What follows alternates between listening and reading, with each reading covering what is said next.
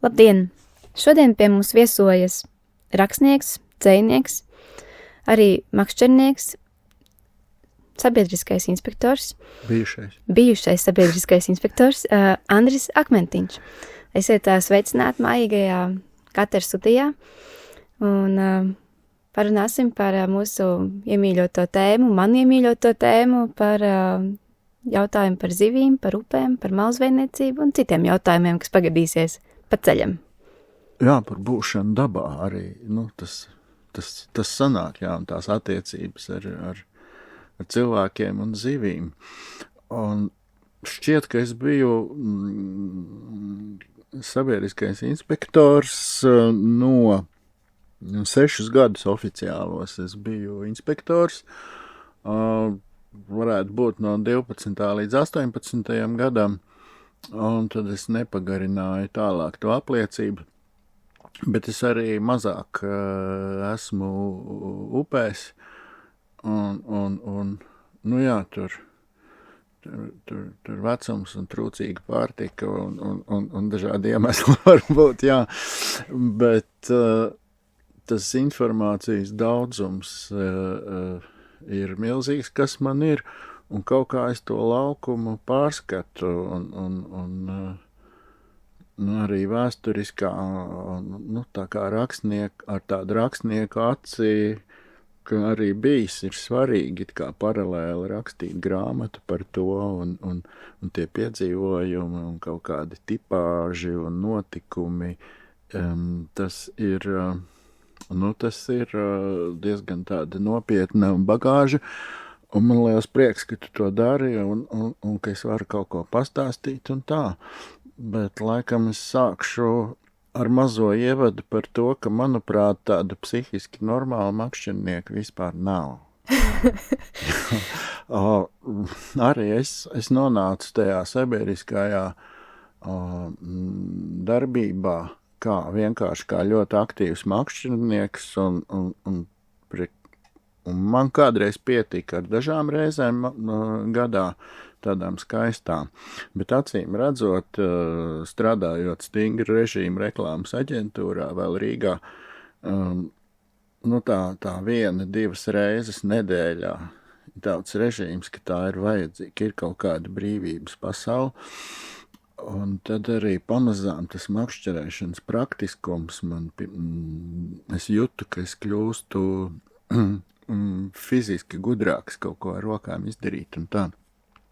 Un beigās jau tas viss attīstījās līdz mušiņu makšķerēšanai, kas jau ir cits mākslas paveids jau un tā tālāk. Bet sākotnēji tā tad mierinājums pārāk noslogotai galvai.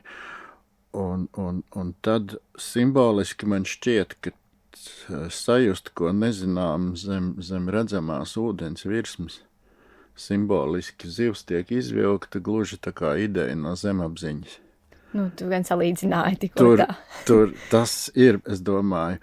Un te arī, tad, protams, iespēja atrasties dabā, bet tas jau kļūst tricky. Un pārējās visi argumentācijas ir diezgan slidenas. Tanī nozīmē, ka, manuprāt, daudziem cilvēkiem patīk makšķerēt, jo tā ir iespēja darīt pāri mazākajiem. Daudz cilvēku arī pļauj zāli, tāpēc, ka zāle nespēja pretoties. Ja. Vēl soli dziļāk varētu teikt, ka sajust, ka spirinās tev pakļauts ķermenis, kas ir tavā varā, ja tāda simboliska laulības pārkāpšana, ja makšķernieks faktiski atrod aizstājēju šādam procesam, viņš iziet no mājas, neizdara it kā neko sliktu. Un tad ir liels slānis, kuriem ir svarīgi kā piečakarēt. Viņš piemāna. Būt viltīgam. Jā, būt viltīgam, ja zivs ir mierinājums tiem, kas nespēja apčakarēt valsti. Bet arī tie, kas spēja apčakarēt valsti, teiksim, Lembergs ir kaislīgs makšķernieks, ja, un tur ir izstrādāta vesela sistēma, tur vergi salas viņam, tur saņpeldis vajadzīgos kukainīšus ziemā, un tur viss ir atstrādāts. Atkal citi, kas iebero, un tad meistaram ķerās labi, un azartisks cilvēks, jā. Un tas jau, saproties, kā melenīši saka, jā, ka muļķis kāzās nepiedzersies, bet gudrais nokniepsies pat bērēs, tad tas ir kaut kādā veidā saistīts visam makšķerēšana arī. Jā, latviešiem ir tas mīts, ka var iet uz dabu kā uz svētnīcu, bet tad man šķiet, ka tīrāk ir tie cilvēki, kas dodas uz dabu fotografējot, piemēram, jā, jo makšķernieks tomēr ir arī ņēmējs un piedrazotājs un bušu laikā, par ko pārvēršas jūras piekrasti, kad plēkstis ķer jūrā, piemēram. Un arī, protams, ka nav loģikas pārtikt no pašu makšķerētām zivīm.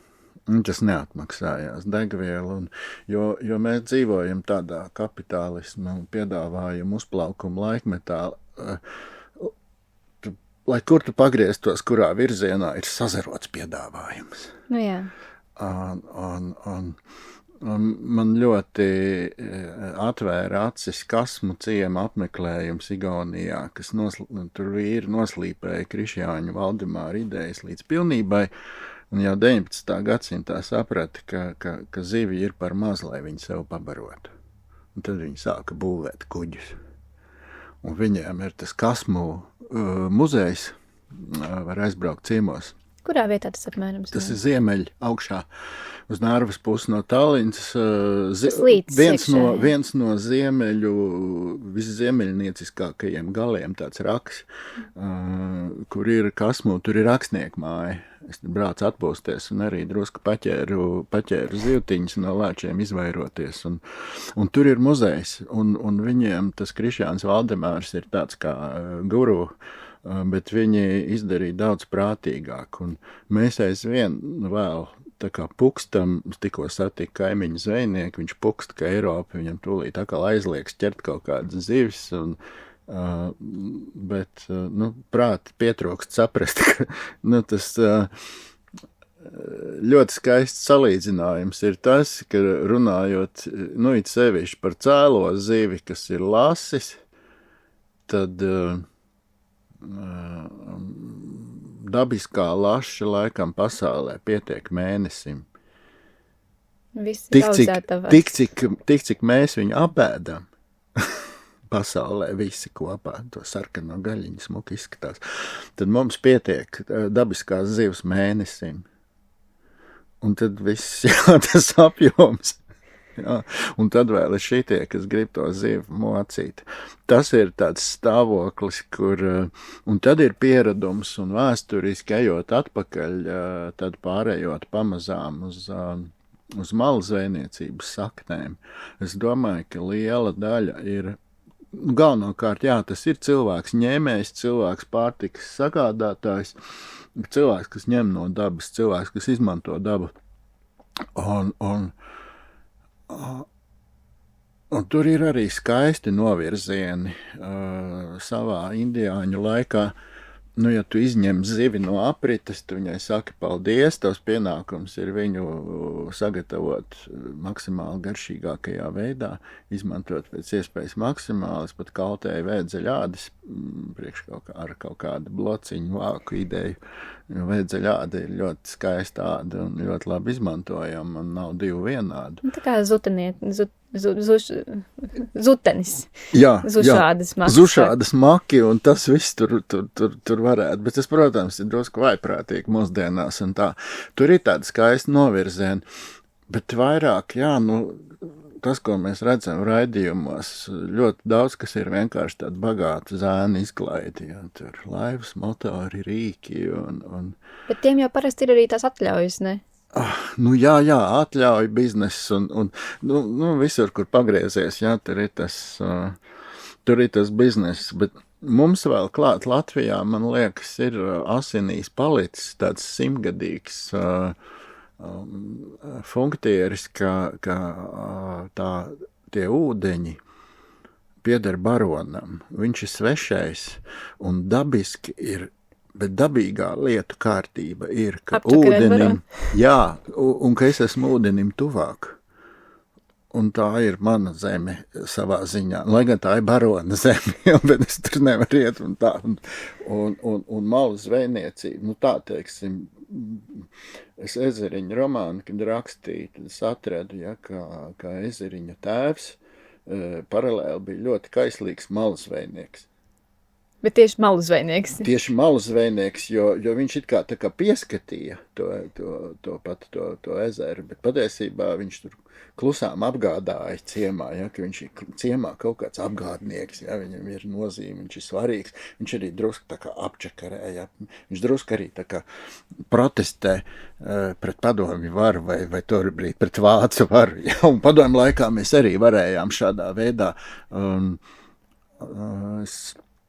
Dzēsdienas sakarā satiku vienu bibliotekāri, kas vairāk tur uz Salasgrības pusi, nesauksim vārdā vai konkrēto vietu, un viņi saka, ko padomju laikā, ja nebūtu man vīrs gājis tur durt tos lašus, ja, tur vienīgais svaigā gaļa un vitamīna un kas, vai ne?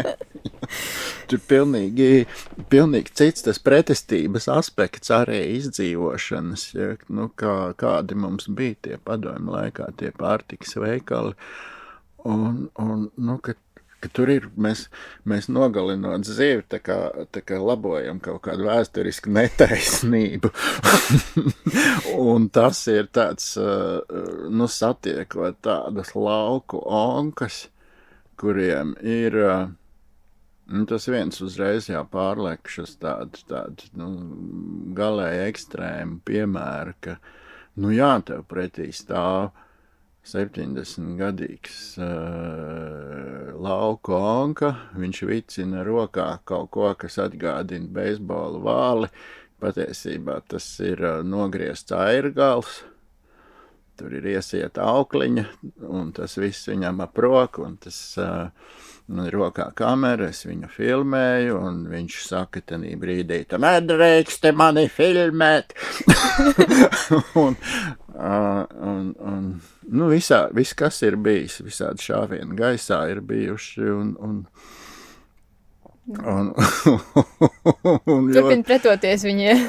Jā, bet galvenais, kāpēc es viņu pieminēju, ka viņš automātiski paskaidro, ka jūs tur valstī visu darāt nepareizi, jo es tieši izķeru tos asarus, kas nāk tagad, vai tieši otrādāk, nākamais līkumā onkulis var teikt, ka pretējo, ja, bet viņi svēti pārliecināti, ka viņam ir tā savu taisnību, tā ir, nu, svarīgāka, ja. Un viņš, piemēram, tas viens ir asari ir kā nezāles, viņi tur tikai apēd pārējo zīvju ikrus, un viņš jau tie asari vislabāk ķerās tanī viņa tīklā, un viņš tā kā regulē dabu, ja. Un tā cilvēka vēlme un bieži vien arī vajadzība regulēt dabu tas ir tas interesantais, jo... Bet tas jau strādā arī uz otru pusi, tajā brīdī, kad mēs laižam zivis iekšā. Jā, arī tas vēl. Un mēs šī saruna varētu būt bezgalīga ar daudziem skumjiem stāstiem. Viens par neiespējamo mīlestību būtu tāds, kas notiek katru rudeni Kuldīgā, kur, kā zināms, ļoti skaisti romantiski mūs uzrunā šī doma, ka nu, tā lašveidīgā zivs, viņa tā kā sajūta savu dzimšanas vietas ūdeni. Un tad pelču audzētais mazulis, nu jūrā ir izaudzis liels, un viņš dodās, kur dabas balss viņu sauc, un kur viņš nonāk. Viņš nonāk Kuldīgā, kur pelču pīte krīt iekšā pilsētā pie tilta vecā, tur no 6 metru augstuma. Un kādu brīdi viņš mēģina izmisīgi lekt uz augšu, ja. Tas ir tā kā, tas tā kā viduslaikos, kad cūgans iemīlas princesē, ja, kas pasakā notiek, bet dabā,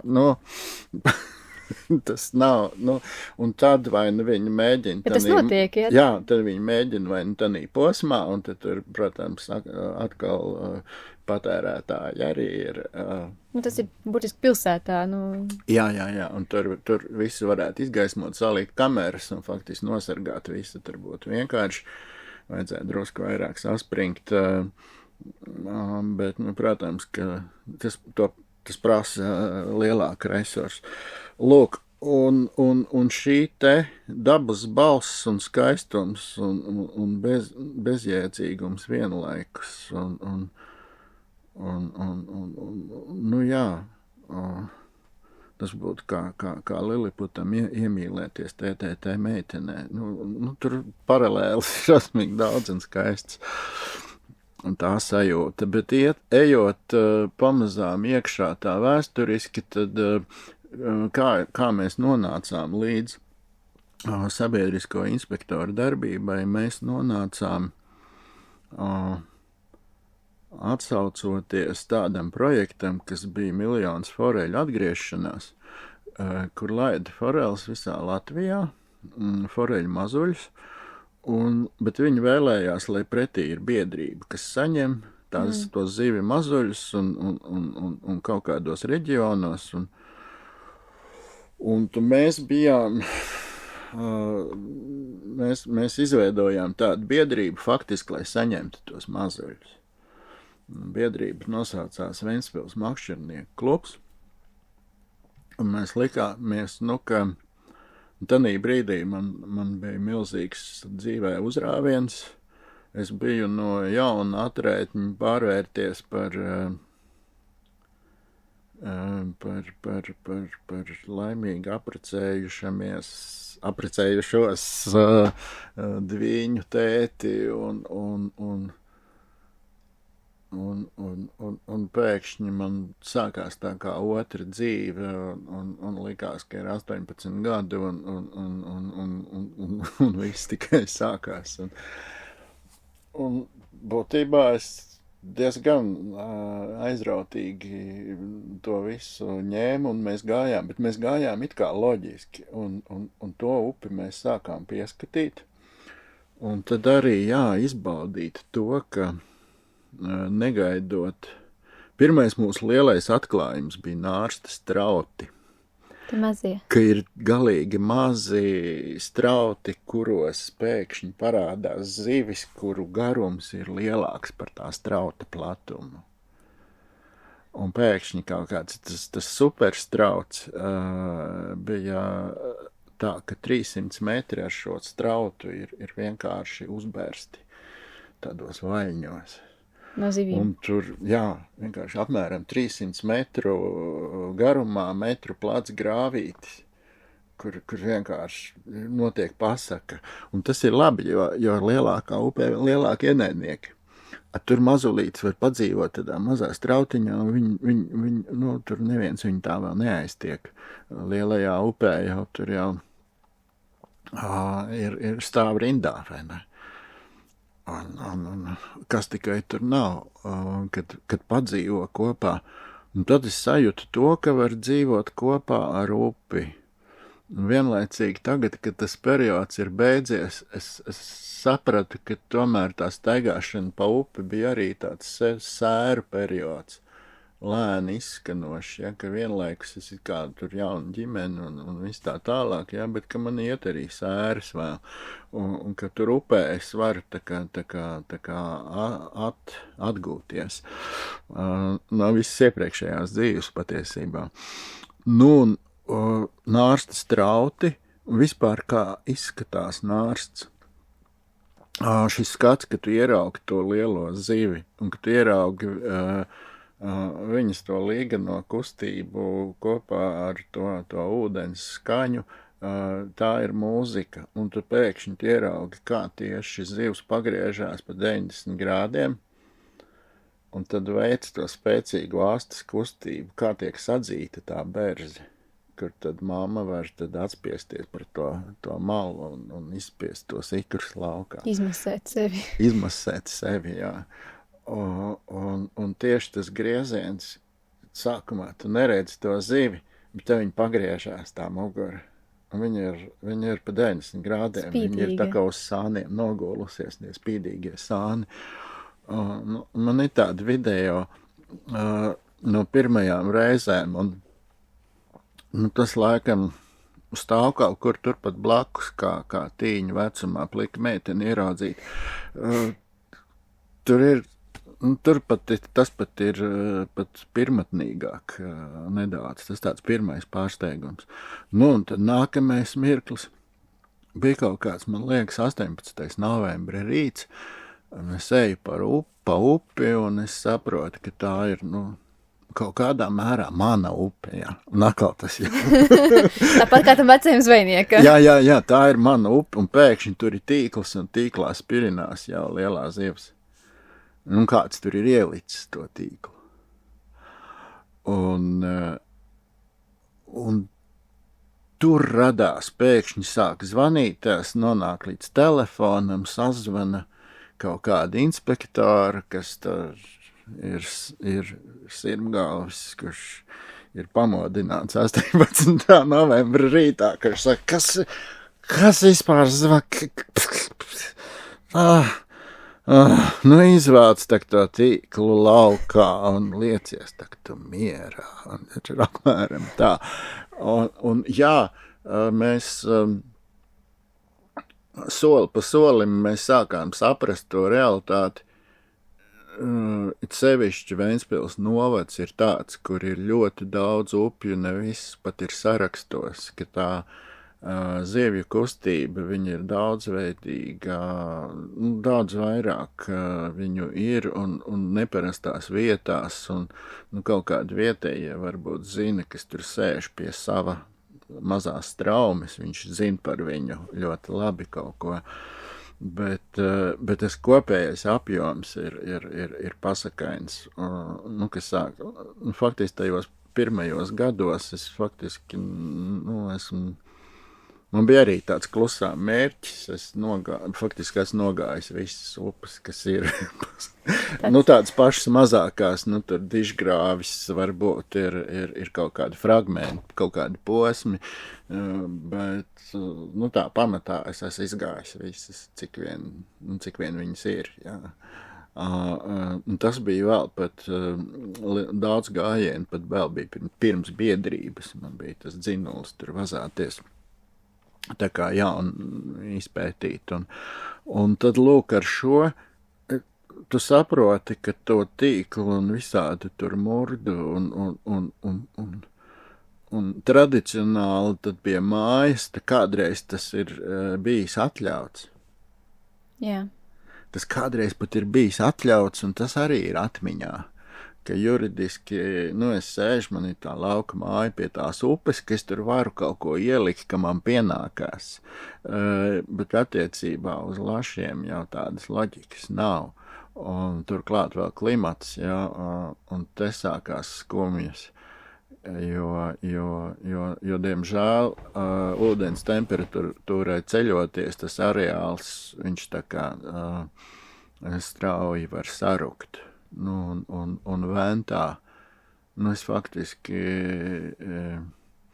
Ventā tās nārsta vietas ir vienkārši apaugušas ar zāli. Un tā Ventas ar baseina alata, es vairs nemēģinu viņas iet un meklēt. Tā kā pat tik traki? Jā, viņas ir beigušās.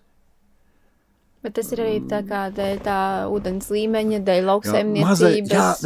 Mazajās upēs vēsumā, jā, bet, abavā alatas ir muļķīgas zivs, viņas ir viegli izsist visas.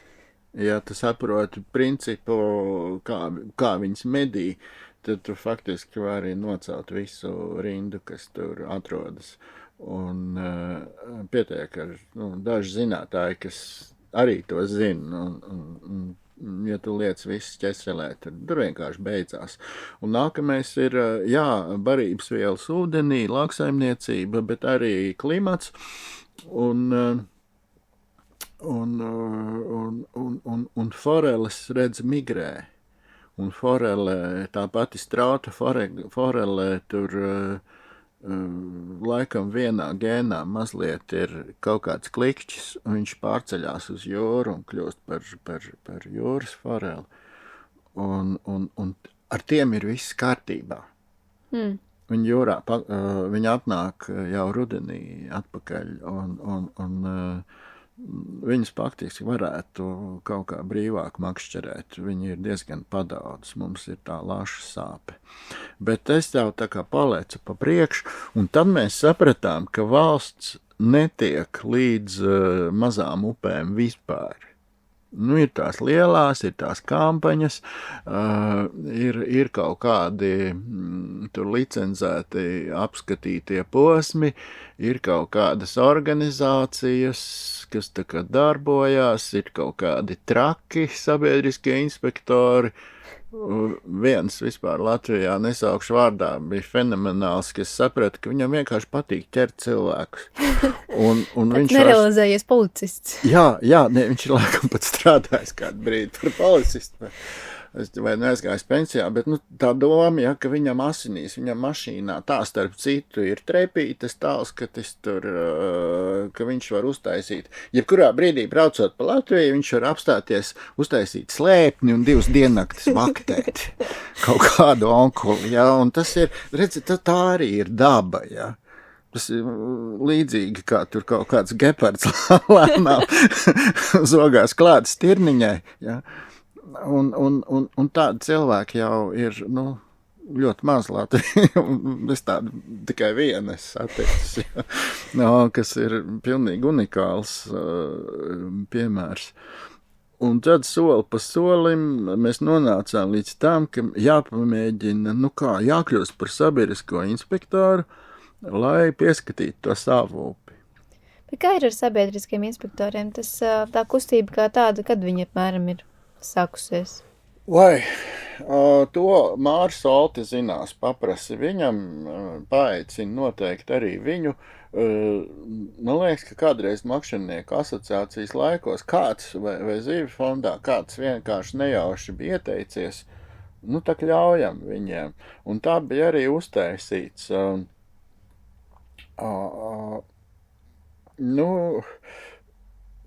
Padomju laikā, protams, bija kaut kādi tur družiņīgi sabiedriskie, kas varbūt varēja nākt līdzi, es nezinu, bet tas tīri varētu būt kaut kādos jau 90-tajos, kur cilvēkiem šī iespēja tika dota. Šī iespēja ir drausmīgi birokratizēta un sarežģīta un regulējama un principā īsti pat neiespējama, bet ir cilvēki, kuri izdzīvo tajā sistēmā. Un lielākoties vai tāpēc, ka viņi paņem tādu areālu, ka viņiem šis hobijs pārvēršās par tādu kā darbu, viņi apsaimnieko varbūt kaut kādas licencētas vietas, un tas ir viņu darbs. Otrs motīvs ir, ka viņi saistībā ar pašvaldību. Un tas bija mūsu nākamais solis, ka mēs gribējām, tā ka mēs jau kļuvām par tiem sabiedriskajiem inspektoriem, 10 cilvēki ieradās, 5 nolika, un pēkšņi mums bija makšķernieku klubs ar 5 sabiedriskajiem inspektoriem. Mums bija jauda, mēs kaut ko varējām sākt darīt. Un mēs, protams, nolēmām, ka mēs vairāk uz tām nārstojošo to lasi, uz tām cēlajām zivīm, tā kā orientēsimies un mēģināsim tām zivīm kaut kādā veidā palīdzēt, jo tā zivju brīva kustība ir būtiski svarīgi tieši tajā nārsta brīdī, jo, kā jau Aleksa Upītes piemērā, man ir tādas jaukas bildes, kur tev parādīt, kāds izskatās tanī nārsta strautā 2 metrus augsts bebra dambis, kura pakājē ir 3 centimetri ūdens. Un kā tur metrīgas zivs vairs nevar aizpeldēt uz savu nārsta vietu. Tas bija tas mūsu pamatojums trakot un arī cīnīties ar bebru dambiem, kas ir nojauktas. Jūs viņus paši jaucāt? Protams. Un tā arī ir jaukšanās dabā. Un es iedomājos, kā mūsdienās mēs cīnītos par dinozauru saglabāšanu, kas tie gan būtu par priekiem, lai viņi neizmirtu. Jā. Ja tas ir pretējās, varbūt jāļauj izmirt, kas izmirst. Vienkārši, ja te nav tādi apstākļi, mēs jau... Tas bija arī viens no skumjajiem secinājumiem jau tādā brīdī, kad es sāku brukt nost, ka man sāka likties, ka es Foreļupē var iztērēt 1 miljonu, bet ja būtu laba ziema, tad ledus izdarītu vairāk. Jā. Pavasarī lielie plūdi vienkārši. Ir vienkārši upes, kur mums tas ūdens, cevišķi šī sausā vasara parādīja, ka tie mazie strauti, viņi sāk žūt laukā dažādu iemeslu dēļ, un tas drusciņi ir tāds process, ko mēs gribam paildzināt, no kaut kāda viedokļa, jo jebkurš ezers kādreiz būs purvs. Jā. Bet tās ir tik lielas lietas, ka, lūk, un tad jau, ka mums bija tie sabiedriskie inspektori 5, tad mēs veidojām kaut kādas lielākas kampaņas un sākām domāt par to, ka varētu kaut kādā veidā to novedu paņemt kā sistēmu un apsargāt visu, un tad jau tas noveda līdz globāliem murgiem un loģiskas pārstrādes un visa pārējā tā doma, tāds Eiropas projekts, kur mēs dabujām lielu laivu, kur mēs varam ieiet arī jūrā, ar jūras spēju noteikti, ka mēs varam ventā patrolēt un ka makšķernieki mums ļoti palīdzēs un tā tālāk. Un tas viss bija ļoti skaists posms, sevišķi pats sākums, bet patiesībā, lai gan mums bija 5 inspektori, tad papīrus par visiem es rakstīju viens pats, jo faktiski es tēloju biedrības darbību, kamēr neuzkāros vienā brīdī. No tāda. Bet tie pirmie pasākumi bija skaisti, un tad tas mūzīgais karš arī ar lielajiem zvejniekiem. Un ko varbūt nevajadzēja darīt, kas paralēli iemaisījos arī tajā makšķerēšanas noteikumu izstrādē un lielajā politikā, un vienā brīdī tad man liekas, ka pa 2 gadiem man bija... Es biju saņēmis kādus 2000 uzbraucienu un apmelojumu un kādus 3 ieteikumus, ko vajadzētu darīt no makšķerniekiem. Tas bija arī tāds diezgan... Jā, bet tie skaistie reidi un pirmos gadus gāja tādi, tīkli kilometriem, vienkārši kilometriem. Un tā, es domāju, arī bija tā drusku tā vecā paudze. Un tā saskare ar tiem malzvejniekiem, bija pietiekami interesanta, un ir tie spilgtākie tipāži ir palikuši atmiņā. Turklāt viņi ir vispār zināmi. Visi inspektori viņus pazīst. Bet kā vispār, ja es pišķi iejaukšos, kāda bija to, pieņemsim to pašu malzvejnieku, attieksmi pret jums kā pret sabiedriskajiem inspektoriem, nevis pret, kā darbiniekiem, inspektoriem no pārvaldēm? Ļoti interesanti. Sākot no mēģināt, es esmu arī mucis no lielas grupas cilvēku, izglāba Brienamtērps, ka es paspēju tikt upītei pāri, un tad viņi palika vienā krastā un es otrā. Brienamtērps vispār ļoti glābi visu labo cilvēkos. Viņi bija gatavojušies, viņiem bija arī tur visādi sitamie instrumenti. Bet vai viņiem būtu citādāk attieksme pret parasto inspektoru? Tas man stāvēja blakus. Tur nešķirot, nē. Okay. Tas bija tāds trakākais laikam. Nu jā, un tad onka, kas vicināja to vāli, un ļoti daudz, ko jau es arī nezinu. Un te kādā brīdī mēs pēc tam ļoti ātri sakustējās. Bija tā doma, ka sākot no nulles un godprātīgi tā kā plešoties plašumā, protams, mēs beigās aizpletāmies par daudz, bet dažus soļus mēs bijām pirmie, kas sāk likt dabas kameras. Es vienkārši Latvijā vēl nebija, es paspēju nopirkt un bija sūdi, ja naktī sāk rāpot zirneklītis pa objektīvu un tev sāk MMS uz tavu rēķina klikšķēti, tad ir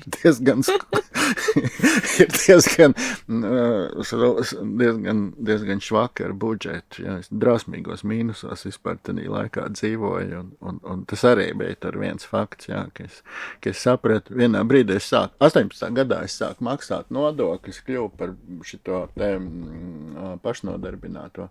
Un es sapratu, ka apmēram tik daudz es kādreiz ieguldījis biedrībā mēnesī, cik es tagad valstī maksāju nodokļus. Nu, tas tā apmēram. Jo, tā, lai pieskatītu upi, man gāja kaut kā 300 lati mēnesī. Es tā biju piemetis. Faktiski degvielu, jā, tikai. Un pēc tam es atklāju, ka lielākā daļa no šīs upes pieder Lembergam, tā kā es faktiski kopju Lemberga īpašumu. Bet, cauri, jo tas 8K izmērs jau šī tiesa jau līdz viņam nekad netiks. Bet, bet man viens vecais pašvaldības šefs tāds mazā pilsētiņā skaidroja. Nu, tad paskatāmies kartē. Nu jā, tas ir Latvijas meži, tas ir pats, tas ir bērni, tas ir firma, bet arī pats, tas ir Latvijas meži, ja. Nu, tā tur, ja, tāds šaha laukums, ja, es gribēju tur tādu kā... tāda kā bāzīti no vienas sabrukušas mājas izveidot nu jā, bet tas tāds mazliet sāna temats, un tad ir ļoti interesanti bija tādi ļoti interesants tips, un viņi bija vairāki tādu malu zvejnieku, kas cenšas tā kā iedraudzēties. Jo tad viņi var, teiksim, vai vienkārši tādā ieteikuma līmenī. Jā, pareizi, ķeriet, užaus leitecē, tur ir tādi malu zvejnieki, es 2. gadu uz savām berzēm, man vairs nav ko durt. Puikas, dariet tā kaut ko, jā. Barības ķēdē, teiksim, viņi saprot, jā, ka ir ziebs. Tādi, un tad bija, protams, leģendārais, kas, par viņu varētu grāmatu rakstīt, nezinu, vai tagad ir dzīvs. Es viņu satiku dzīvajā, viņš pienāk pie manis. Viņš ir noķerts regulāri, viņam personas koda nav. Kā var, jā, kā? Ventspils novadā vispār dzīvo 4 cilvēku uz kvadrātkilometru. Tas ir viena no vismazāk apdzīvotākajām vietām pasaulē vispār. Tagad jau viņš kaut kādā brīdī viņa piespieda dzīvi, tā viņš viņu ievies, ja, bet ilgu laiku viņam vispār nebija personas kode, ja, jo priekš kam. Un viņš vienkārši arī azartiski makšķerē, bet tāds dabas bērns, riktīgs, kārtīgs indiānis. Un viņš pienāk tāds 2-metrīgs pie manis, un tās rokas viņam apmēram tādas, viņš tu esi tas izslavētais akmentiņš, un viņš tāds spiež man to roku, un es saprotu, ka viņš tā kā, viņš saprot, ka mežā 1-1, es viņam nebūšu pretinieks, ja, un viņš tā atslāpst, jo kaut kāda slava ir gājusi jau pa priekš. Un tā viņš saka, zini, ko es tā teikšu, akmentiņu, līdz 15. oktobrim, sūdu man noķersi. Jā. Tad es ķeru, tad nāk iekšā, bet pēc tam tā gaļa paliek negaršīga, tad es pārēju uz bebriem, jo man arī gaļu gribās pa ziemu ēst, un vienkārši rudens darba. Viņam ir savs grafiks, jā. Bet tā kā priekš sevis. Ne, protams, jā. Nu, viņš ar to pārtiek, jā, bet tad pēc 15. viņš pāriet uz bebriem, un viņam bija interesi palīdzēt man kādu elektriķi noķert, jo tas bija arī, ka mēs savā nāštas trautā mēs redzējām elektriķu aparātu. Nu, ka ir atnācis, tas ir pats trakākais, un to, nu, tiešām mūsu austrumu kaimiņš ievazājis ir, nu jā, ka tā zivs jādabū, tie ir ļaunākie, un tos arī varētu slēgt pie strāvas kaut kādā veidā pašas pēc tam, un tā mēs viņu nenoķēram. Ja tur jau ir runa nekā... Bet dabas kamerā mēs redzējām, ka ir, jā, un ka ir izgājis cauri. Ja tā strāva nedarbojās tikai uz zivīm, viņa darbojas arī, nezinu, uz vardēm un... Nu, tā kā jā, uz visu. Vardis reizēm palīdz, to man zinātnieki mierināja par to, ka, nu, zivgārnis vispirms izrīs vardis, vai tās ir lēnākas vienkārši.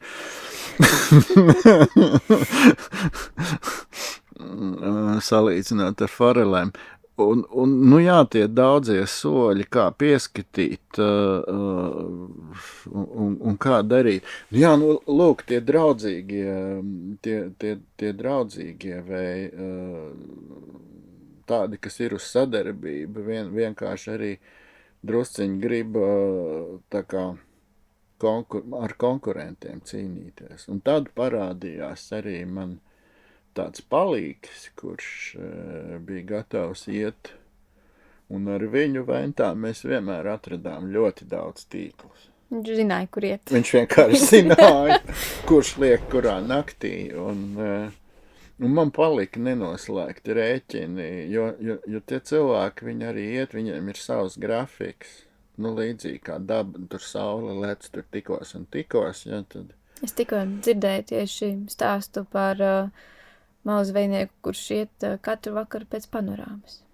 Jā, un tur visādi stāsti, un tad bija viens nu tādi cīņu stāsti, mēs paspējām, viens vīrs bija aizgājis uz panorāmu, bet vispār viņš sēdēja ar tīklu auklu rokā, lai paspētu izvilkt, ja braukt inspektori. Un mēs zinājām, ka viņš sēd. Viņš aizloba skatīties panorāmu, un mēs nebraucām ar troksni, bet mēs braucām klusām. Un mēs paspējām pie auklas pielikt kaut ko smagu vienkārši, un aizbraukt klusām tālāk. Viņš bija nosēdējis tur to kaut kādas stundas, un sāk vilkt laukā, tur ir tikai, nu, kaut kāds atsvers galā. Tad viņš bija drusciņi nikns. Un bija interesanti arī tādi visādi draudi nāca diezgan padaudz. Bet tas kāds ar kādiem avotiem? Nu, arī tur visi, nu tā Ventspils ir sīks nīgrs zvejnieku ciems. Nu, tāpēc jau vajag tos salotus un krāsainu uzvalku, ka nu, pašiem nav iztēles un temperamenta, un tur nāca, teiksim, tāds signāls, ka nākamreiz tam tīklam būs klāt granāta. Un es teicu, lūdzu, izdariet tā. Nākamajā brīdī man Satversmes aizsardzības birojas palīdzēs sargāt ventu, ja parādīsies sprākstvielas. Jā, lūdzu. Jā. Un pa tiem pašiem klusiem telefoniem, ja tā ziņa aiziet atpakaļ un tālāk dzīvo mierīgi. Visgrūtāk jau ir tieši tajā pašā Kuldīgā. Un visi zin, kur ir Sprugēvica māja, kur ir viņa mašīna, kāda izskatās tā mašīna, kur viņš brauc. Ja? Tur ir jābūt grūtāk kā Štirlicam, ja? Jo neviens jau nezināja, ka Štirlics ir Krievs pieks. Ja? Te visi zina, kas ir Sprugēvics. Tur apkārt, teiksim, nu, visa iela pārējā tad ir. Visi padod ziņu un... Nu, ja, nu, tur acis uz tevi ir visu laiku. Un tad tas Kuldīgas malzvejnieka tipāšs laikam ir pats pretīgākais, arī aiz elektriķa nākamais pretīgākais tipāšs. onkulis plašķītī pastaigājis, varbūt viņam pat ir sunītis, viņš ir sunīti pastaigājis. Zem plašķīša viņam jau nevajag garu to spinningu kārtu. Viņš varbūt tur metrs ar kaut ko. Un viņš neko nemaksā, viņš var viņu iemest ūdenī. Ar visu spoli, jo upe viņam ir, upe viņam neko nenozīmē. Bet viņš lielo to saucamo cemmeru, viņš iemet lielo svinu ar lielo trīžuburu. Viņš precīzi zina, kur ir bērze, katru gadu tur. Un tad ir pāris metieni tumsā, asie rāvieni pāri berzei, zivs vai nu tiek noķerta, aizcirst un noķerta, vai nu tiek savainota.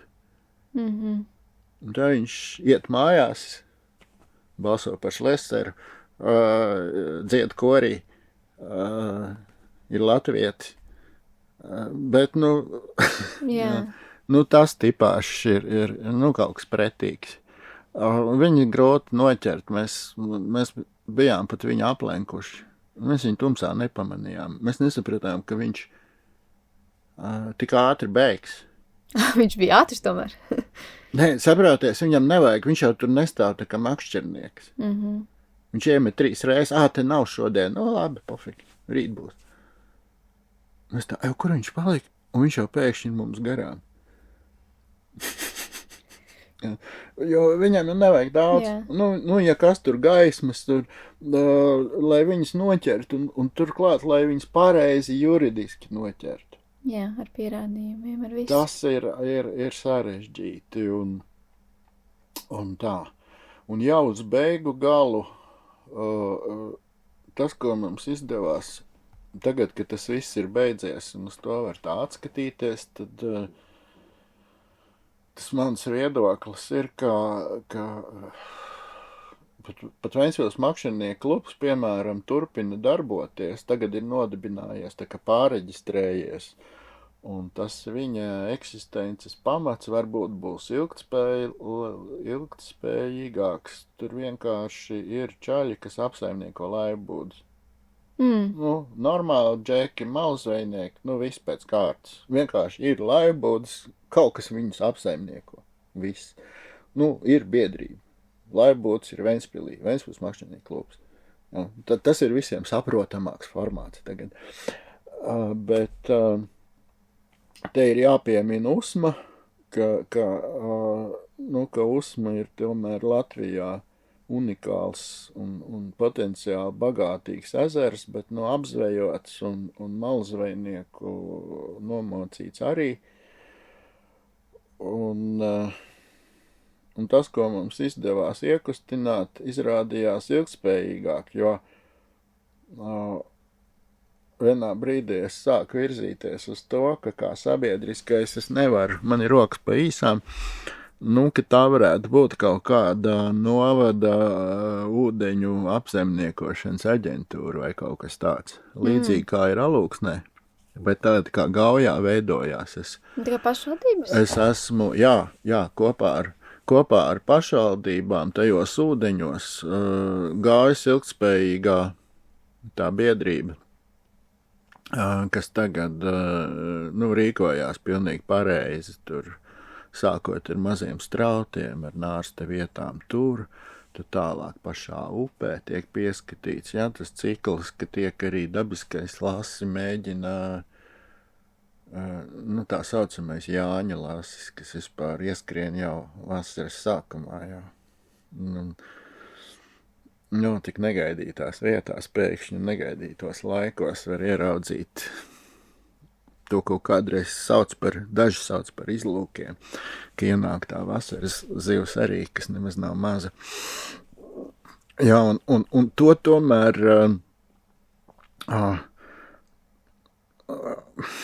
jo es tomēr lielā mērā biju tāds fanātisks individuālis, kurš kaifoja par to, ka es daru lietu, kas, faktiski ir vaiprātīgi un neiespējami. Un tad, kad tas viss tā kā sabruka, tad tam bija kaut kāda loģika.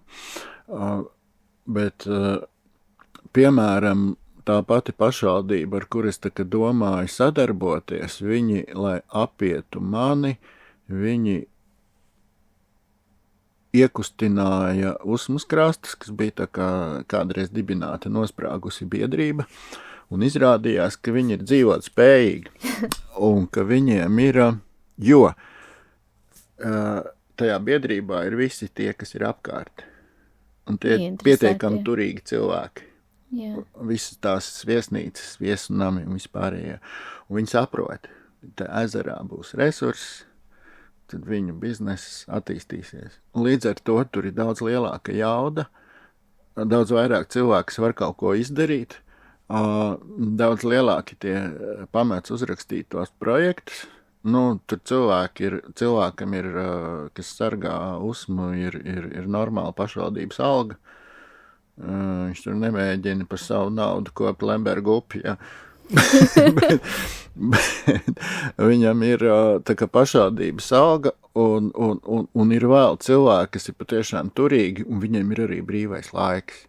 Un tad, jā, viņi pakasās, un tur ir joprojām tā kasīšanās ar zveju, bet viņi darbojas joprojām, un tas ezers sāk atgūties. Un mači jau kļūst tā kā apmeklētāki un pamazām, ja tas princips ir labāks, tiklīdz ienāk kopā pašvaldība, tad zivju fonds kaut ko piemet vēl klāt, tad ir labāk. Un tad ir skumjās lapuses, kad ļoti daudz malzvejnieku, vēl viens tips, ka viņi patiesībā tās viņu kājas aug legālajā zvejā. Ka viņiem ir resursi, viņiem ir materiāli. Legālais zvejnieks uzskata, ka valsts viņam nav kaut ko iedevusi pietiekami, ja visiem gribās tos džipus un ko. Vai ir pat tā, ka ir saslēgti līgumi un nav to zivju, bet vajag.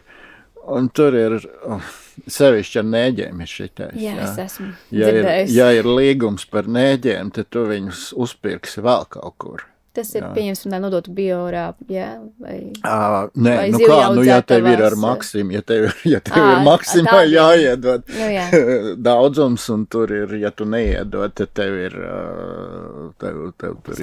konkrētas sankcijas, tad, protams, ja. Tu brauc uz Gauju pēc nēģus. Jā, vai tu brauc vispār pa mazajām šitām te upēm un uzpērk vispār līdz sīkajiem, mazajiem privātajiem, tur apbraukā visus, ja ir krīzes kaut kādi šitie. Un tad bija, ja tu atceries, ka bija lielais skandāls par tiem 1000 murdiem. Tieši tikko iepazinos ar šo lietu. Jā, un tā laika vadība bija vispār drausmīga un pelnījusi labi, ka viņu noēda no tā amata, un labi, ka viņu jau taisījās par vidu laikam vadītāju.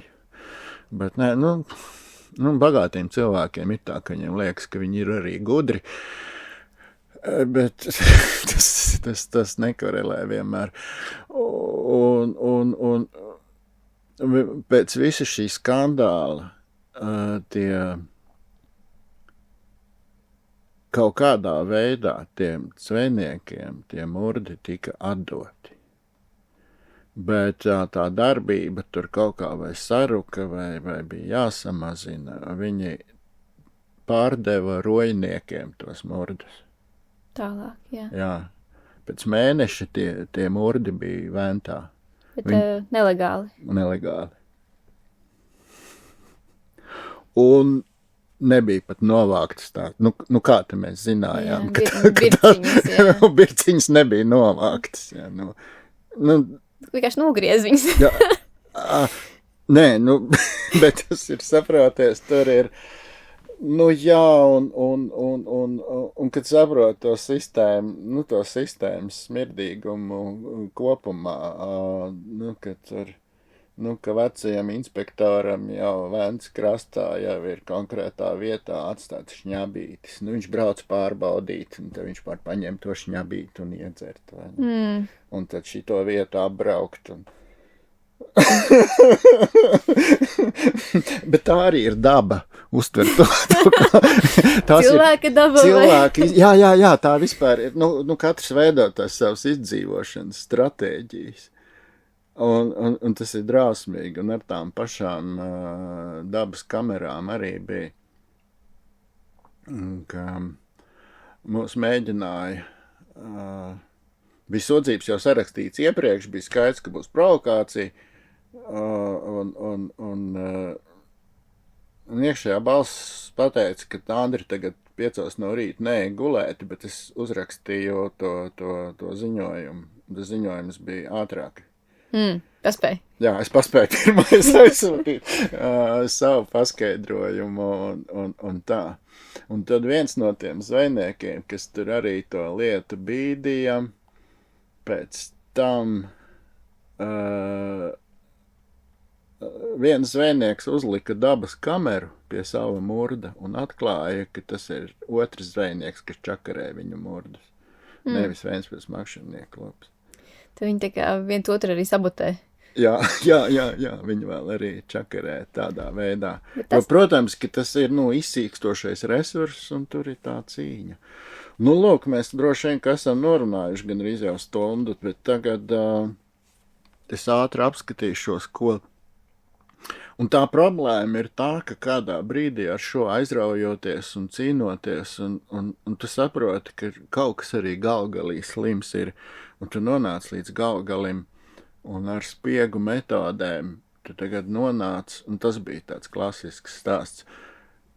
Un es tagad nonāku, man ir atsūtīta, nokapēta topošā iekšējo ūdeņu VVD stratēģija. Okay. Kā tagad VVD aizsargās to zivi resursu iekšējos ūdeņos. Un es tagad lasu šo svēto papīru, un pirmais teikums šī dokumentā ir, ka galvenais iekšējo ūdeņu tas uzdevums ir nosargāt zveju iekšējos ūdeņos. Nevis zivis. Jā. un tagad ir tāda tikšanās, kur kluba pārstāvi, makšķernieku kluba pārstāvi, un sēž pretī tā laika VVD vadība. Kura vairs nav, lai viņai labs bizness, vai neteiksim viegls smilts, bet teiksim, lai labs bizness, un tur, lai arī viņi sēž. Viņai pirmais jautājums bija, interesanti, lapas malās, tur ir tie melnumi, kurš kopieris tas ir VVD? Kurš man ir nokapējis to? Jā, es sapratu. Jā. Jo, protams, ka mēs sitām cauri visu. Jā. Mēs tanī brīdī ar visādām metodēm mēģinājām saprast, kā tas viss ir uzbūvēts. un šis bija tāds skaists piemērs. Es nezinu, neviens vairs to stratēģiju man nerāda, un es arī vienkārši nepagarināju to. Un tur ļoti daudz, kas sakrita. Es biju pastāvīgi dzīvoju ar kaut kādu tukšu overdraftu. Tas paņem ārprātīgi daudz personīgā laika. Un spiediens man uzkāpa uz 220, 110, un es kaut kā vienā brīdī apstājos. Un tad es kļuvu egoistiskāks un pārgājis tā kā mušiņu makšķerēšanu, ko es tādos nelielā apmērā praktizēju joprojām, kas ir cits stāsts, kas varētu būt par, kas ir citas stundas varbūt, ja, rēķinot, ka pasaulē ir cik miljonu kukaiņu, un tikpat daudz veidu ir katram kukainim, kā viņu varētu uzsiet uz āķa. Un tad ir aerodinamika, jo mešanas brīdī viņš lidos pa gaisu. Okay. Tur nevar taisīt, lai viņš kunkuro kaut kā gaisā. Viņam ir skaisti jālido. Tad iekšā ūdenī iekrītot, viņš noteikti ir kaut kādu veidu, ja tas ir peldošais, kādu siluetu viņš veidos. Jā, iemet kaut ko ūdenī, stikla bļodā un paskaties no lejas. Tas ir tā, kā zivs redz kukaini, kas iekrīt. Es redzu, ka tu esi ļoti daudz laika ieguldījis šajā visā. Drusciņi. Drusciņi. Un tad, vai teiksim, ja tas grimst, tad kādu kukaiņu attīstības ciklu, ja, un par to var tad dabas stundā, piemēram, ar bērniem stāstīt, ja, nu kā tad tas makstenis, tas skaistais kukainītis, kas iebāž savu maigo dibentiņu kaut kādā tur niedres apaļā aliņā paslēpj, un tad viņam ir laukā kājiņas, un viņš tur smuki, un tad viņš kļūst tā, ka bišķi lielāks, tad viņš sāk celties uz augšu, tad ir tāda pusūdens kukaiņa versija, kur tur jau ir kaut kāda tā kā spārnīši, un tad piedzimšana ir vienkārši skaista, jebkura tā ūdens kukaiņa piedzimšana ir kaut kas burvīgs. It sevišķi, kad ods to dara, un tas ir nobildēts tūplānā, jo odam, kas ir, viņam jāpārvar ūdens plēve. Jā. Līdzīgi ir tās bildes, ka peldētājiem ir tā, jā, un tad ir tādi, kas nevar. Jā, pāršķelt to virsmu. Jā, un viņš arī nomirst, jo viņš nevar piedzimt, viņš nevar kļūt par odu. Un tā kā lielās viendienas šķiļās, kas Tagad tur ir man teikt, ka visi odi dzimst ūdenī. A, kur tad? Man nebija nejausmas. Nē, purvaina, ir arī, ne jau tādā, tur jūra vai jā, vajag viņam to ūdeni, visi odi dzimst ūdenī.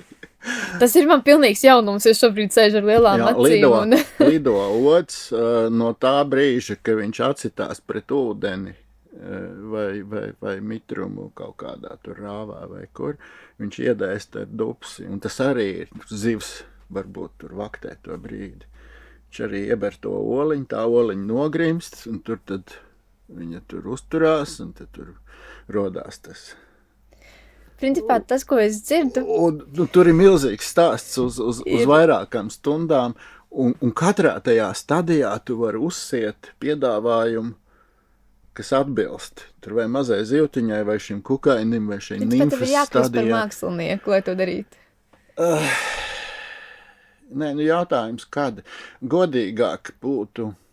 Ja pasaule ir tik skaista un daudzveidīgāk, ka būtu godīgāk, ja cilvēks dzīvotu 250 gadus. Un, kā es to teicu draugam, profesoram ķīmijas, viņš teica, jā, jo es, teiksim, šobrīd tad 50 gadus varētu atļauties veltīt alķīmijas pētniecībā, bet laika ir tik, cik ir. Tas to pirmo brīnumu mirkli jau, tas jau ir tas, kā mākslinieki, jā.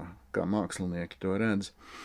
Tā kā tāds pats par sevi, un, manuprāt, es biju ļoti pārsteigts, ka arī tāda persona kā Dīdzis Šmits, kad bija, es par viņu nebiju pirms tam pārāk labās domās politiskā ziņā, bet vai viņš bija Olti saklausījies vai ko, bet viņam bija jēdzīgas domas par tiem upju virsējušiem, un ka varbūt, jā, ka nav tās juridiskās tās cilvēku ķeršanas funkcijas, bet ka ir vai pašvaldību līmenī vai kaut kā, ir kaut kādi upes pieskatītāji. Mhm.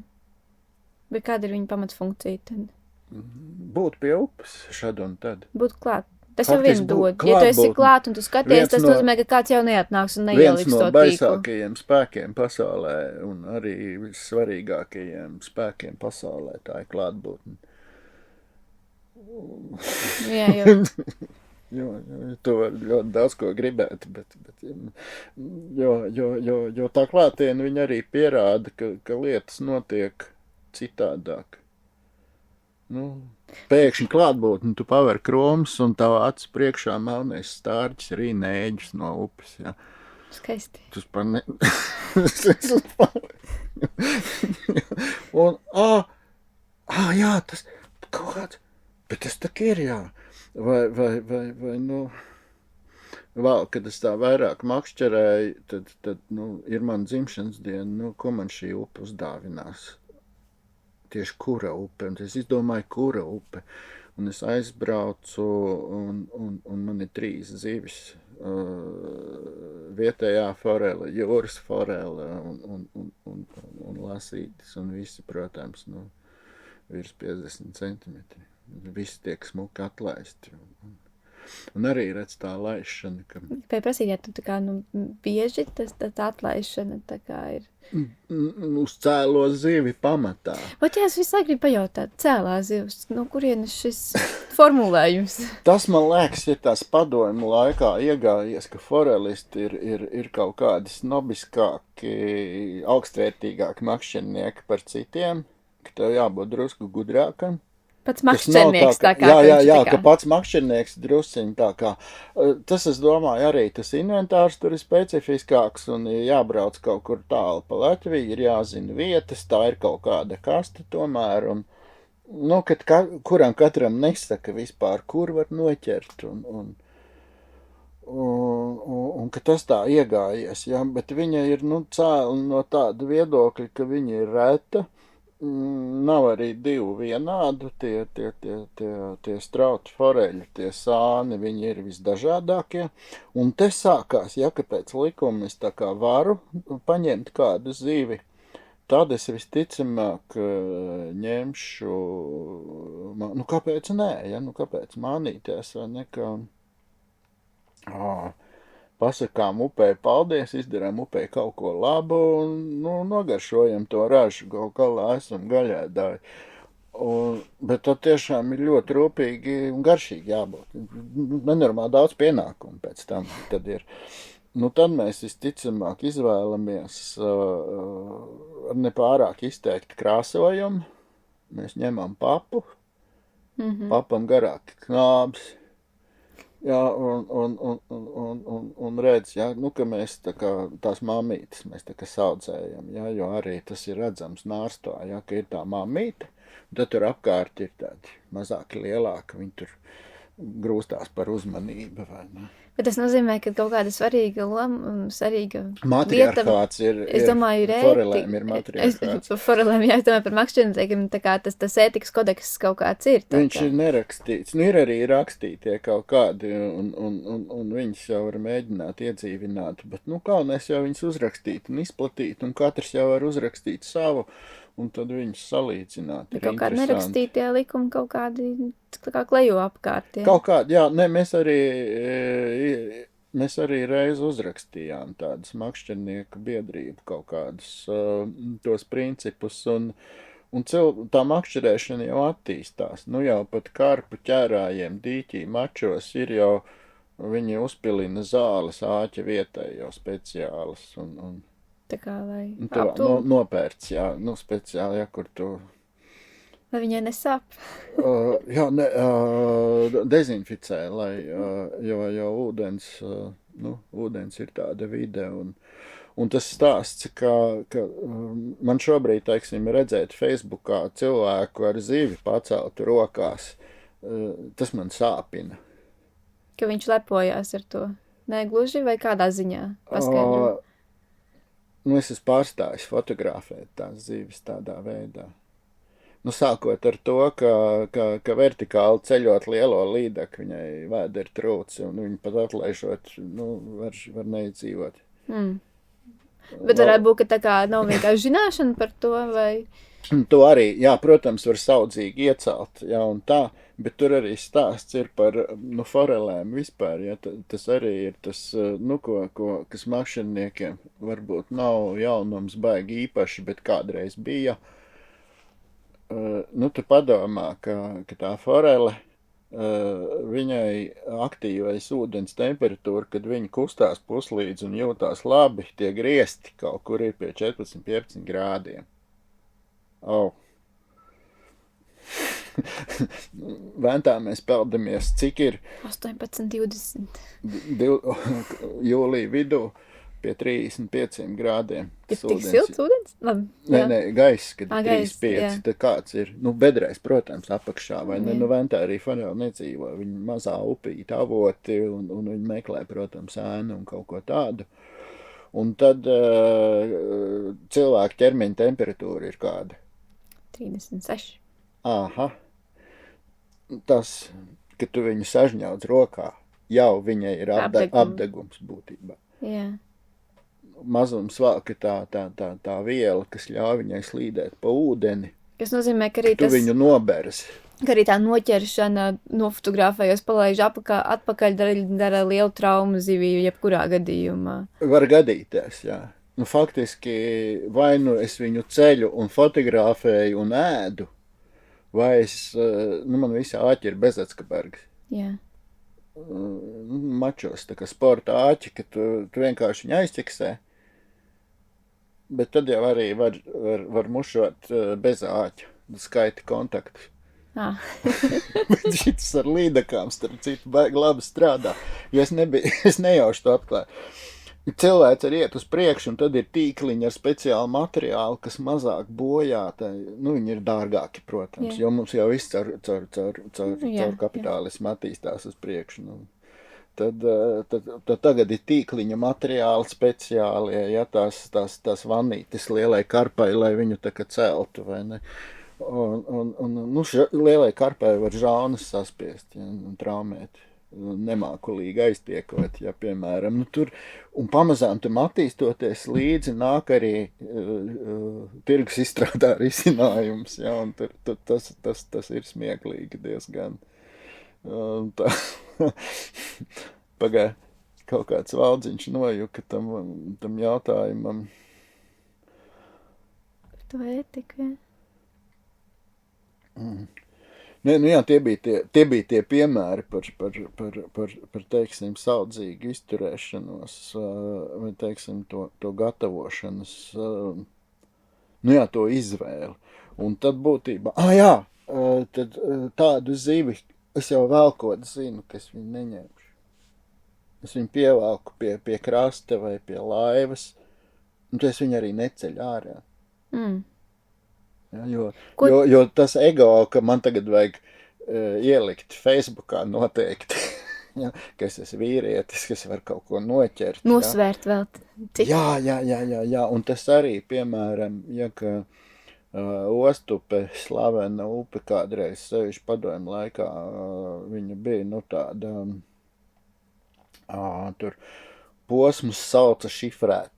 Bija posmi, zināmie cilvēki, kādā tu biji posmā tādā un tādā, ja, ka tu arī uzrakstīt pēc tam internetā arī, ka sauca tos posmus, ja, tur upē, tur depresīvais posms, un pāris cilvēki tikai zina, ko nozīmē, kurš tas posms ir. Un Ostup bija viena ļoti burvīga upe, un pamazām klimats vienkārši, ka tajās tur vēl bija milzīgi kailcirte un vispār izvarot to upes krastus, un pat novads uzrakstīja, ka viss esot legāli,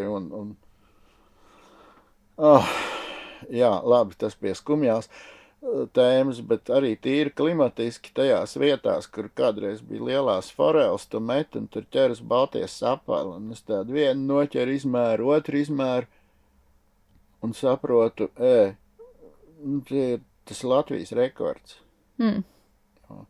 Ir tāda Latvijas rekorda tabula, ko kādreiz mašinieku asociācija uzturēja.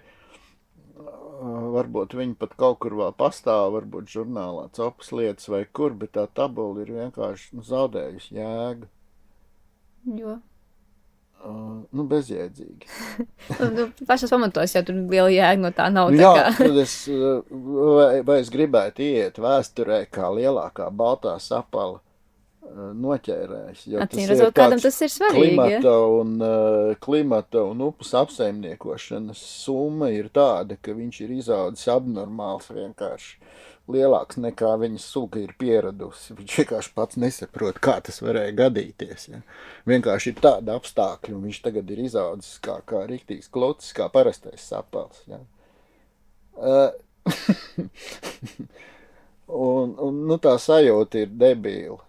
Nav tā, ka gribētos baigi lepoties ar to lomu. Ir kaut kāda tā kā kolektīvās vainas sajūta arī šajā ziņā, varbūt tām virzienā.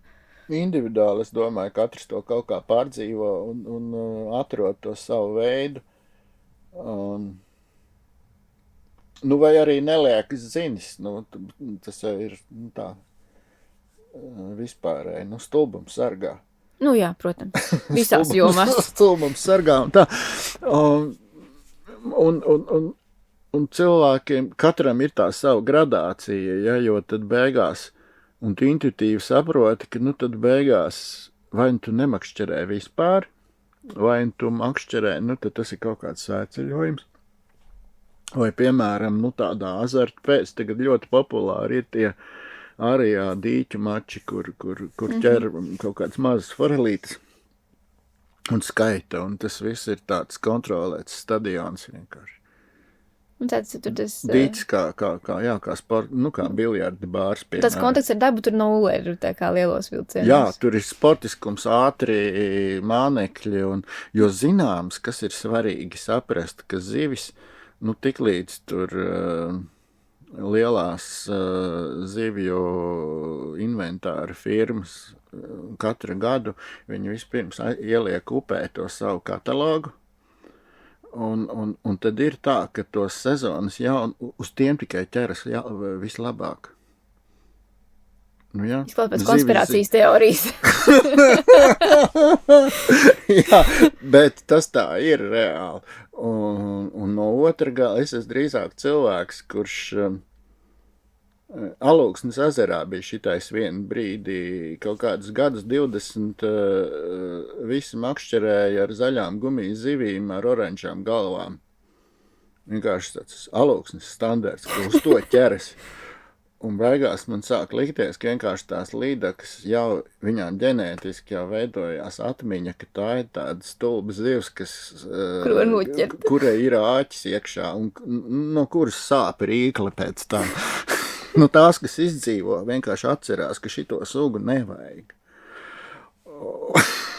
Un arī, ka tu mētā to, ko, nu, visi mētā, nu, tas zem goda, ja, nu, tev vajag nopirkt vismaz pa 30-50 eiro Japāņu kaut kādu brīnumu, un tad tu jutīsies tā kā pārāks, vai tev tur būtu baigā mērīšanās makšķerēšanas jomā, ir nenormāla mērīšanās ar statusu un rīkiem, un tagad un tie apraksti, un tagad es uzliku galā to, un izdarīju tādas kustības, un pēkšņi bija tā kā signāls, vai ne, un es nemaz nerunāju par jauniem eholotiem. Bet tur diezgan liela loma ir kaut kādiem sociālajiem tīkliem.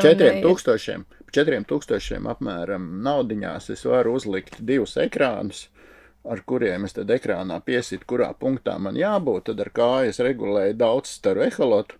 Es varu izsekot visu, kā tā zivs ceļās, kā regulē uz mana mānekļa krāsa, blakus ir mānekļu rinda. Tikai jautājums, ja es pēc 12 stundām darba pie ekrāna gribu atpūsties, vai es gribu pārsēsties pie cita ekrāna tikai upē.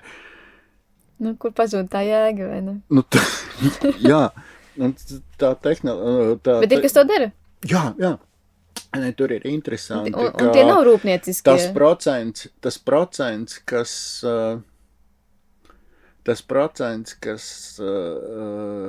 nopērk, tie, kas nopērk to sistēmu, tas ir viens, tie cilvēki to var atļauties. Bet tur ir nu, varbūt katrs 10, kas tiešām iemācās un saprot. To patiešām lietot. Nu tā. Ja, tie tehnoloģiski aizrautīgi forši cilvēki, un kāpēc viņus varbūt nevajag viņiem sist pa pirkstiem. Viņi ir pirmkārt mazi, otrkārt viņi ir gudri. Ja viņi ir gudri, viņi arī saprot par resursiem. Un Ventspilī bija ļoti jauks vīrs Selvins, viņš tagad aizgāja Viņsaulē. Bet šo eholotu parādīšanās mainīja vispār priekšstatu par zivju uzvedību. Tad viņam vajadzēja zinātnisks jautājums arī. Jā, tur faktiski tu sāc saprast, ka zandarts vispār pa dienu pusūdenī var padauzīties. Vai mainīt dziļums vispār, nevis viņš ir tur naktī jāgaida uz grunts, vai ne. Viņš ir aktīvi, viņš var visu kaut ko izdarīt arī pa dienu, mainās kaut kādu vispār, un tad tanī pēdējā dzīves gadā, jā, viņš turīgs cilvēks varēja atļauties, viņam bija tas stāra eholots, kur tu faktiski tur zivī nav varianti. Viņš pēkšņi atklāja, ka cik viņš tajā gadā, kad 50 samus viņš noķēra ventā. Tas ir gadu laikā, tas ir daudz. Un tas pat mēnešu laikā.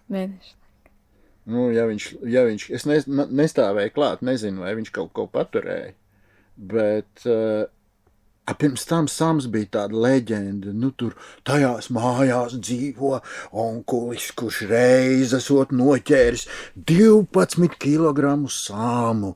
Ventā redz arī laikam pa kādam gadās, ja. Un tā urbānā leģenda, pat ne urbānā, bet pastorālā, ja, viņa klīst tālāk. Sams, upes zivs.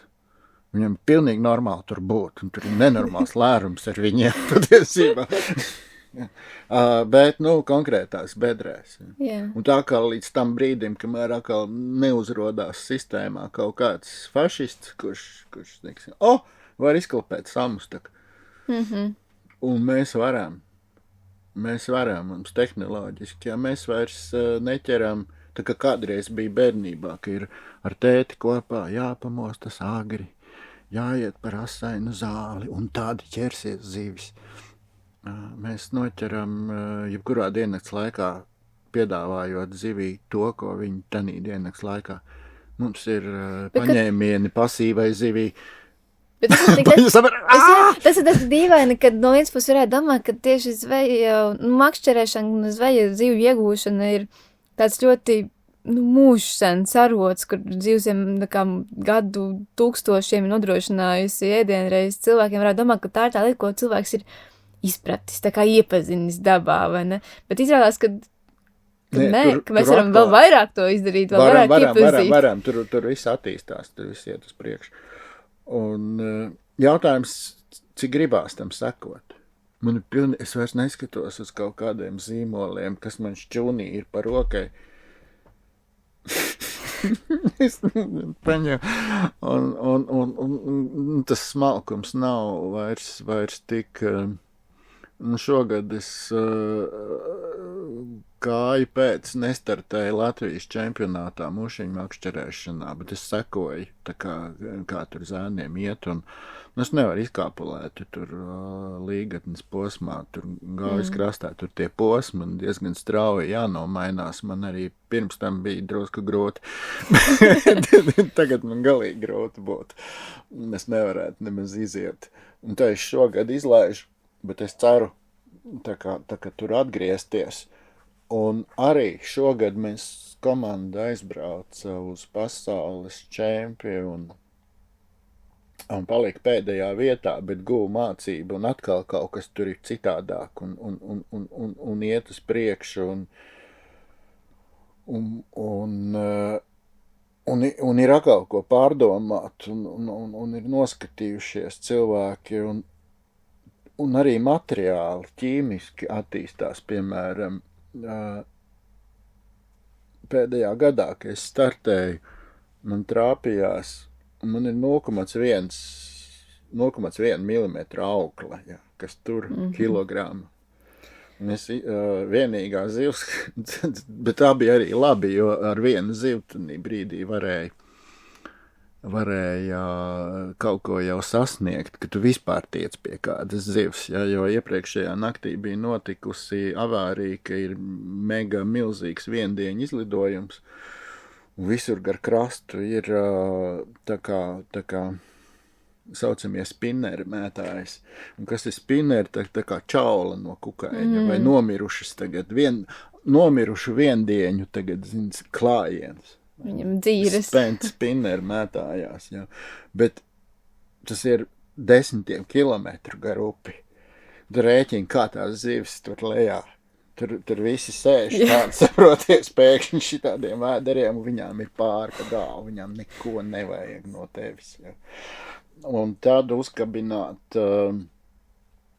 kā tad ir kāds sabalansēts un kādi ir paņēmieni, ja, uzkabināju bedres posmu beigās bedrīte, ja, nekas neņem no bedrītes kaut kādu 35 centimetru vimbu, kas ir palikusi iekšā no saproties.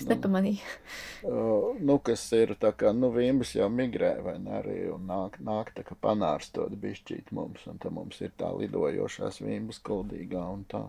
Bet, lūk, viņi varbūt arī palikusi pavasar tā kā vietējā, bet, 35 centimetri, ja, un tas ir tuvu pie tā kilograma jau, un tas ir uz tās robežas, un viņi ir bedrē. un man viņa jādabū pretstraumi vēl.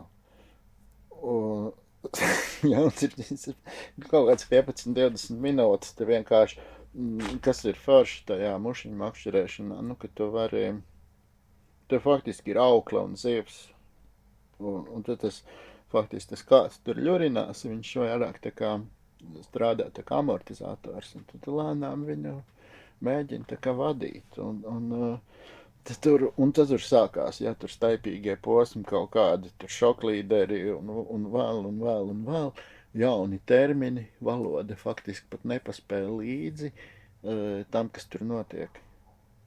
Un tā kā jā, mainās tā makšķerēšana, mainās tā izpratne, un protams, es esmu kardināli izmainījies, ka es negribu dēliem mācīt būt par makšķerniekiem.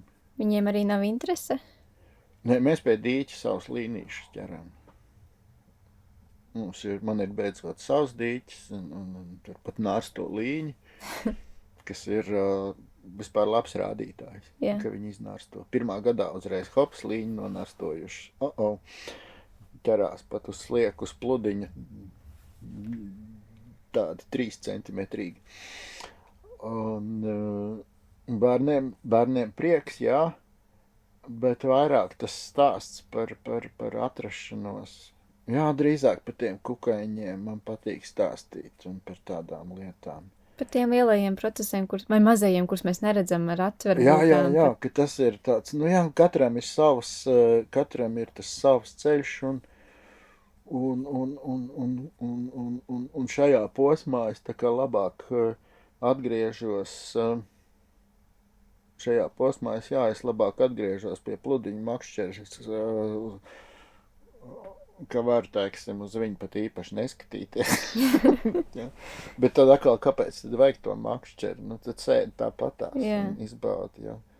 Nu, ka tādas ceļa beigas, protams, ka to visu, tos tipāžus, to tēlu galeriju, nu, gribās aprakstīt. Vajag arī. Es saprotu, ka tu kaut ko jau arī aprakstījis. Es esmu šo to, man ir par makšķernieku meitām tosts.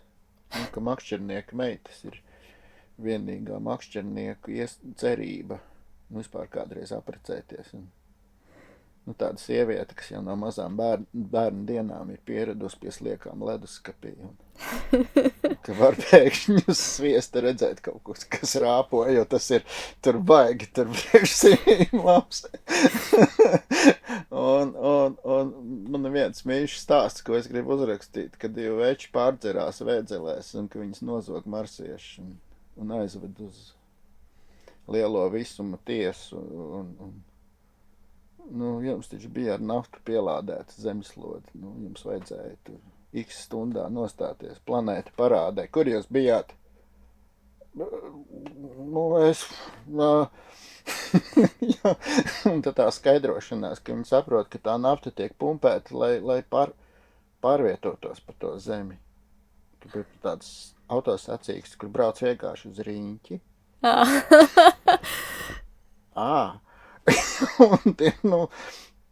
Un tie visi un džeki arī tā, nu, īsti nesaprot to stāstu, jo.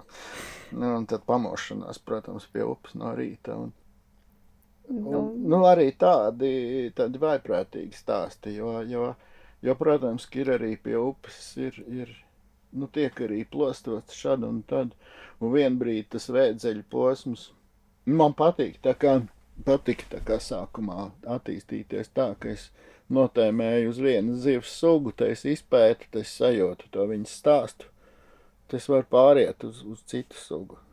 Tā ziņkārība. Jā, nu, es tā kā stāstu mednieks vairāk, tā kā nekā tās zivis, jā, gribās tos stāstus noķert. Un tu paralēli, ja tur visādi tie tā tēlu galerija, jā, un tad, vai atmiņas, jā, un zin, kad bērnībā visi iemācās, ka Sudrabkalns tas gan ir bijis tur, vai Jaunsudrabiņš ir bijis tāds dabas draugs, un pēc tam palasa tur tos tekstus, ka viņš tur ir cik viņš tur ir nakts ēķis izmetis, cik viņš tur ir zemē ar zivs savācis, tur vienkārši maisiņā vai paliek tā. Bet tā bija, cita domāšana. Vai tā domāšana tagad ir labāka? Grūti pateikt. Uz izmirstošām sugām, tam nebūtu jēdzīgi vienkārši, ka mēs viņus vispār turpinām ķert, ja tā suga ir izmirstoša. Ļausim viņai izmirt dabīgi kaut vai, bet kāpēc tad viņu vēl tur tīšām piebeigt, zinot, ka mēs varam. Es faktiski arī to upi sākot apsaimniekot, 50 līdakas vienā dienā noķert. Bija iespējams. Mēs arī ķērām ar domu, ka tā tikai foreļupi mūs. Ko tās līdakas tik daudz tik dara? Viņas varbūt karstā vasarā vienkārši ir no lielākas upes atnākušas, jo tie vasāk. Jautājums, kāpēc vienmēr uzdot tos? Jā. Nevis tagad es tā nākšu uz dabu un te kaut ko labošu vai kaut ko aizsargāšu. Ja? Mums jau tas vispār tā aizsardzība ir sadalīta. Ornitologi pa putniem, vai ne?